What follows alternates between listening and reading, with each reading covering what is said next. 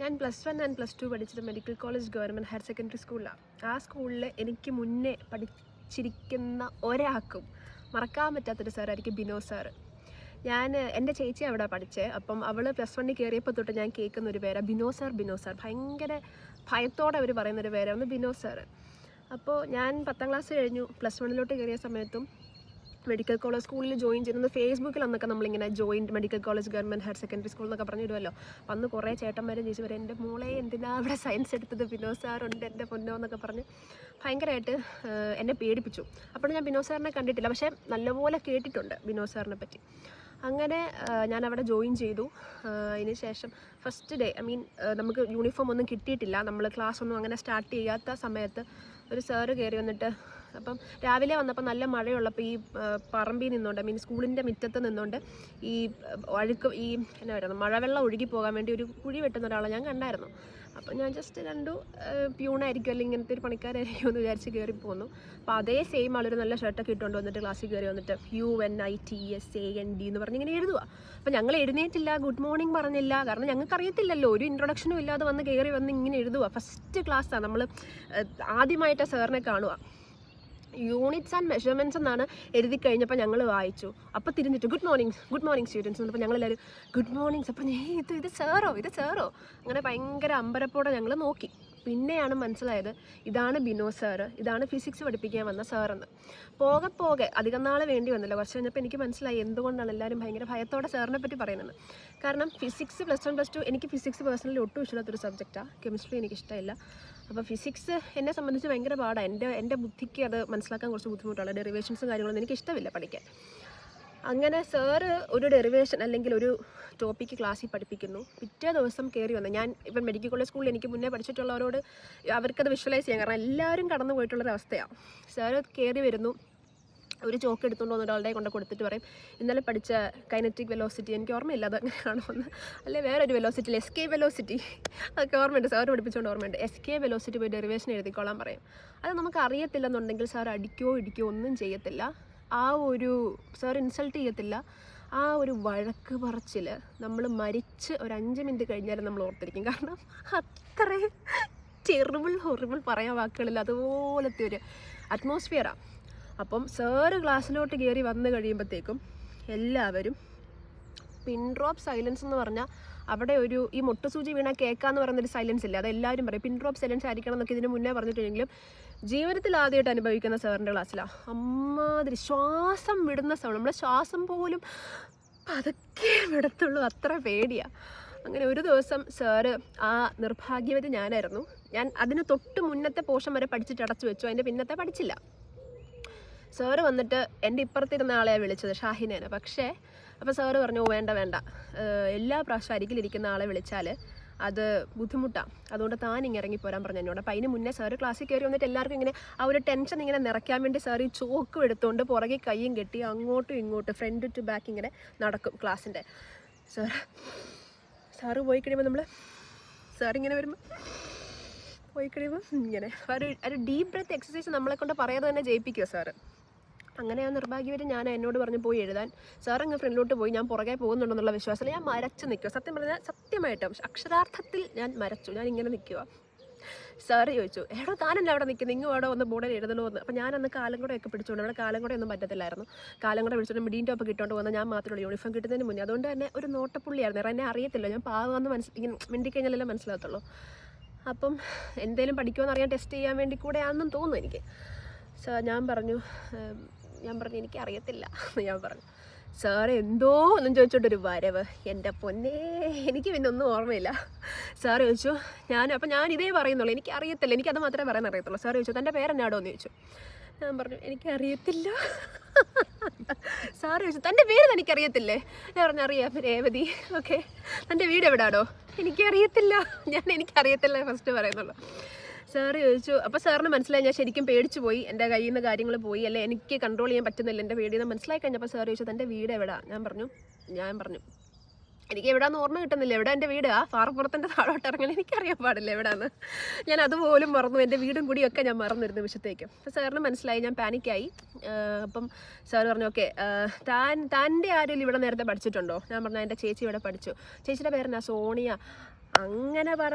സോണിയ പ്ലാപ്പറമ്പിൽ അനിയത്തിയാണോ താൻ? വെറുതെ അല്ല, തന്നെ കണ്ടപ്പോഴേ എനിക്കിത് ആരാൻ്റെ പരിചയമുള്ള ഒരാളെ, താൻ ഇങ്ങനെ എന്നെ നോക്കി ചിരിക്കുമ്പോൾ എനിക്കിത് ഇവൾ എന്തിനാ എന്നെ നോക്കി ചിരിക്കുന്നത്, പരിചയമുള്ള ഒരാളെ പോലെ എനിക്ക് തോന്നിയായിരുന്നു.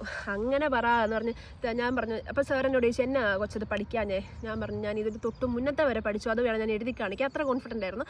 ഇത് ഞാൻ പഠിച്ചില്ല, അത് ഞാൻ പഠിച്ചില്ലെന്ന്. അപ്പോൾ പറഞ്ഞു അങ്ങനെ പോരല്ലോ മോളെ, പഠിക്കുമ്പോൾ മുഴുവൻ പഠിക്കണമല്ലോ മോളെ. ഇതായിരുന്നു സാറിൻ്റെ ഡയലോഗ്. ഞാൻ പറഞ്ഞു പഠിച്ചോളാം. പിന്നീട് എൻ്റെ ജീവിതത്തിൽ ഞാൻ ഫിസിക്സ് സാറന്ന് പഠിക്കുന്നതും നാളെ പഠിപ്പിക്കാൻ പോകുന്നതും കൂടെ പഠിച്ചോണ്ടേ ഞാൻ ക്ലാസ്സിൽ പോയിട്ടുള്ളൂ. സത്യം പറഞ്ഞാൽ ഇപ്പോൾ ആലോചിക്കുമ്പം ഫിസിക്സിന് എനിക്ക് +1 4 A+, 2 A ആയിരുന്നു. പിന്നെ എന്നെക്കൊണ്ട് നമ്മളുടെ രശ്മി ടീച്ചറും സൂസമ്മ ടീച്ചറും എന്നെക്കൊണ്ട് നിർബന്ധിച്ച് ഉപ്പിടിപ്പിച്ച് എന്നെക്കൊണ്ട് മറ്റേ എൻ്റെ വേറെ ഇമ്പ്രൂവ്മെൻറ്റ് എക്സാം എഴുതിപ്പിക്കുമായിരുന്നു. അത് വേറെ കഥ. അങ്ങനെ സാറിൻ്റെ ക്ലാസ് അത്രയും ഭയാനകമായിരുന്നു. പക്ഷേ റിസൾട്ട് വന്നു കഴിഞ്ഞപ്പോഴാണ് ശരിക്കും എൻ്റെ ഒരു ബെനിഫിറ്റ് മനസ്സിലാവുന്നത്.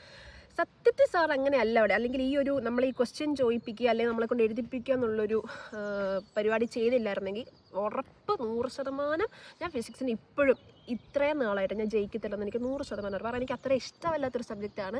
എനിക്ക് അത്രയും പഠിക്കാൻ ഒട്ടും ഇഷ്ടമല്ലാത്തൊരു സബ്ജക്റ്റാണ്. കാരണം കൂടെ അന്നന്ന് പഠിപ്പിക്കുന്നത് അന്നന്ന് പഠിച്ചു പോയതുകൊണ്ട് മാത്രമാണ് അത്രയും കോൺസെപ്റ്റ് എന്നെ സംബന്ധിച്ച് അത് ഭയങ്കര വലിയൊരു കോൺസെപ്റ്റുകളാണ് അതൊക്കെ പഠിക്കാൻ സാധിച്ചത്. പക്ഷേ വിനോദ് സാറിൻ്റെ കാര്യം ഓർക്കുമ്പം ഇപ്പം കേട്ടുകൊണ്ടിരിക്കുന്ന എല്ലാവർക്കും മനസ്സിലൊരു വിങ്ങലായിരിക്കും. കാരണം സാറിന്നില്ല. അടുത്ത വർഷം, അതായത് ഞാൻ +2 കയറി ഒരു ഓഗസ്റ്റ് 29 സാറ് മരിക്കുന്നത്. ഓഗസ്റ്റ് 29 സാറ് ക്യാൻസർ വന്ന് മരിക്കുമായിരുന്നു. അപ്പം എന്നാ പറയുന്നത്, അറിഞ്ഞില്ല, നടുവേദനയെന്ന് വിചാരിച്ചു. നമുക്ക് പോലും സാറിൻ്റെ ആ ഒരു രോഗാവസ്ഥ ഭയങ്കര അത്ഭുതം ഉണ്ടാക്കി. കാരണം സാറ് നമ്മൾ ഡബിൾ റോൾ ആണോ എന്ന് ചോദിക്കത്തില്ലേ. ഇപ്പം ഒരു ക്ലാസ് റൂം, ഇവിടെ ഒരു റൈറ്റ് സൈഡിൽ ഒരു ജനൽ, ലെഫ്റ്റ് സൈഡിൽ ഒരു ജനൽ. സാറിനെ റൈറ്റ് സൈഡിലെ കാണുമ്പോഴത്തേക്കും സാർ നടന്ന് ഞങ്ങൾ കണ്ടിട്ടില്ല, സാറ് പറന്നേ ഞങ്ങൾ കണ്ടിട്ടുള്ളൂ. റൈറ്റ് സൈഡിൽ കാണുമ്പോൾ ആ സൈഡിൽ തന്നെ ലെഫ്റ്റ് സൈഡിൽ സാർ അന്നേരം വന്നു കഴിഞ്ഞു. കാരണം അത്രയും ഫാസ്റ്റായിട്ട് ഇങ്ങനെ നടക്കുന്ന ഒരാളാണ് സാറ്. ലാസ്റ്റ് സാറിന് ക്ലാസ്സിൽ വന്നിട്ട് സാറ് ഇങ്ങനെ ഇരിക്കുന്നത്, അതായത് സാറ് ടേബിളിൽ കയറി അല്ലെ ചെയറിൽ ഇങ്ങനെ ഇരിക്കുന്ന കണ്ടിട്ട് ഞങ്ങൾക്ക് സത്യം പറഞ്ഞാൽ ഞങ്ങൾക്ക് സ്റ്റുഡൻസിന് സഹിക്കാൻ പറ്റാത്ത മൊമെൻറ്റ്സാണ്. കാരണം ഞങ്ങൾക്കറിയാം സാർ അങ്ങനെയല്ല. അപ്പോഴും ഞങ്ങൾ പറയുന്നുണ്ട് സാറിന് എന്നാ വയ്യേ, ഒരു മോട്ടർ ശരിയാക്കാൻ കിണച്ചിലിറങ്ങിയതാ, നടുവെട്ടി എന്താ പറഞ്ഞത്. അന്ന് അങ്ങനെയാണ് എല്ലാവരും വിചാരിച്ചത്. കുറേ നാളുകൾക്ക് ശേഷമാണ് സാറിന് ക്യാൻസർ ആണെന്ന് അറിയുന്നതും ക്രിട്ടിക്കലാണെന്നൊക്കെ അറിയുന്നതും. സ്വപ്നത്തിൽ പോലും സാറ് മരിച്ചു പോകുമെന്ന് ഞങ്ങൾക്കോ സ്റ്റുഡൻസിനോട് പറഞ്ഞില്ല. സാറ് ക്രിട്ടിക്കലാണെന്നൊന്നും പറഞ്ഞില്ല. സാറിന് വയ്യാതെ കിടക്കുക, സാറിനെ ആശുപത്രിക്കാരും കാണാൻ ചെല്ലണ്ട, കാരണം സാറിന് നിങ്ങളെ കണ്ട സങ്കടം വരും എന്നൊക്കെയായിരുന്നു. അതിനും ഞങ്ങൾക്ക് +2 ഞങ്ങളുടെ ക്ലാസ്സിലെ ഫാൻ ഇതുപോലെ പതുക്കെയാണ്, ഞങ്ങൾ ഗവൺമെൻറ് സ്കൂളിലായിരുന്നു.